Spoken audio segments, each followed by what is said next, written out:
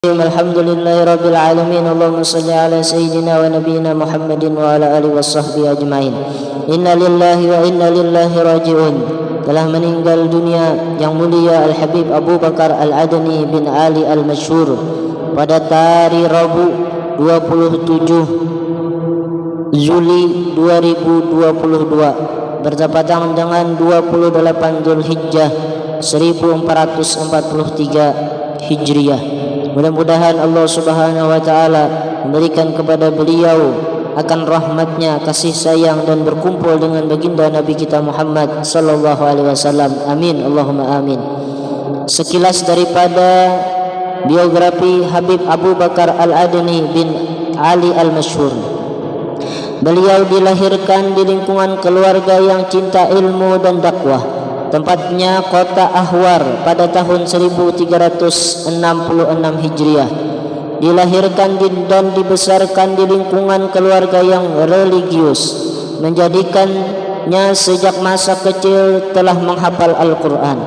Lingkungan yang penuh dengan para ulama saat itu membuatnya berkesempatan untuk belajar pada para ulama yang berada di kawasan Hadramaut seperti Ahwar, Aden dan sekitarnya. Menurut penuturannya, sejak berusia 14 tahun telah dilatih oleh ayahnya, yakni Al-Habib Ali Al-Masyhur, untuk berdakwah. Bahkan di usia yang cukup belia itu, sang ayah sudah sering memerintahkan untuk menyusun konsep khutbah Jumat, kemudian dibaca di depan sang ayah sebelum disampaikan di atas mimbar.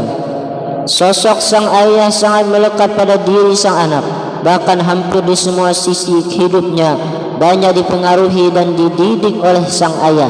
Selain mengajarkan disiplin pada waktu, sang ayah juga sangat perhatian pada pendidikan keluarga.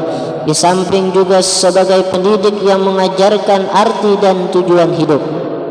Di samping belajar kepada sang ayah, Habib Abu Bakar juga belajar kepada para ulama secara tradisional maupun menimba ilmu secara formal di sekolah, hingga akhirnya lulus dari Universitas Aden jurusan tarbiyah. Masa remaja Al-Habib Abu Bakar Al-Adani dalam kitab Al-Khuruj min Dairatu Hamra, beliau menceritakan saat masa remaja dilalui olehnya dan keluarganya di bawah tekanan pemerintah, hingga akhirnya beliau dan keluarga terpaksa harus keluar dari Yaman menuju Arab Saudi. Di Hijaz dia diperintahkan sang ayah untuk menjadi imam salat dan mengisi pengajian, menjadi khatib di salah satu masjid di Jeddah. Mula-mula beliau ingin melanjutkan studi ke Al-Azhar Mesir, namun kedua orang tuanya tidak berkenan dan memintanya untuk mendalami ilmu agama kepada Al-Qutub Al-Habib Abdul Qadir bin Ahmad As-Segaf. Saat menjadi murid Al-Habib Abdul Qadir, keinginan untuk melanjutkan studi ke Mesir semakin sirna, sebab beliau mendapati sosok gurunya sebagai tujuan utamanya. Beliau pernah berkata tentang sang guru yang tak lain adalah Al-Qutub Al-Habib Abdul Qadir bin Ahmad As-Segaf. Keinginanku untuk belajar ke Mesir menjadi lenyap setelah aku berjumpa dengan Al-Habib Abdul Qadir, sebab tujuan dan keinginanku telah kujumpai di kota ini. Sesuatu yang kutemukan pada diri Al-Habib Abdul Qadir adalah luasnya masyhad, ilmu yang memadai, kejernihan akal dan kesungguhan orientasi serta akhlak nubuwah yang sempurna. Habib Abu Bakar mulai dekat dengan sang guru, yaitu Al-Habib Abdul Qadir bin Ahmad As-Segaf, hingga sang murid banyak sekali menyelesaikan pelajaran dan membacakannya di depan sang guru. Dan sebab itu pula beliau menjadi murid istimewa bagi Al-Habib Abdul Qadir bin Ahmad As-Segaf. Kembali ke tanah kelahiran, setelah Yaman Selatan bersih dari pemerintahan komunis dan munculnya Persatuan Rakyat Yaman, Habib Abu Bakar kembali ke tanah kelahirannya, dan beliau termasuk ulama pertama yang mempropagandakan persatuan pemikiran dan jiwa pada masyarakat Yaman setelah negara mereka bersatu. Saat itulah kiprah beliau Habib Abu Bakar Al-Adani mulai tampak. Sepak terjang dalam dunia pendidikan sangat tampak sekali.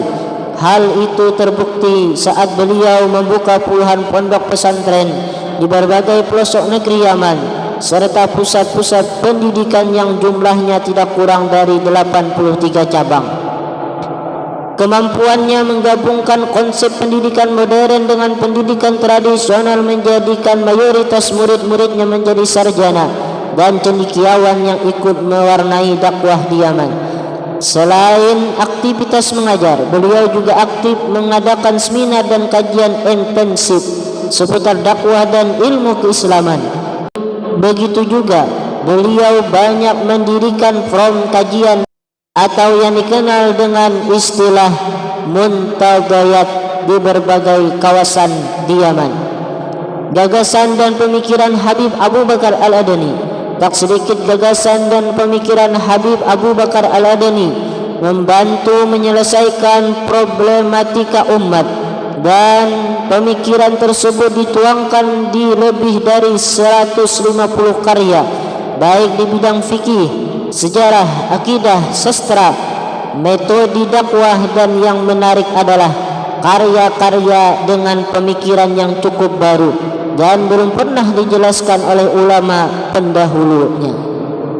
Beliau wafat pada hari Rabu tanggal 27 Juli 2022 atau bertepatan dengan 28 Dzulhijjah 1443 Hijriah. Berdukalah para pecintanya.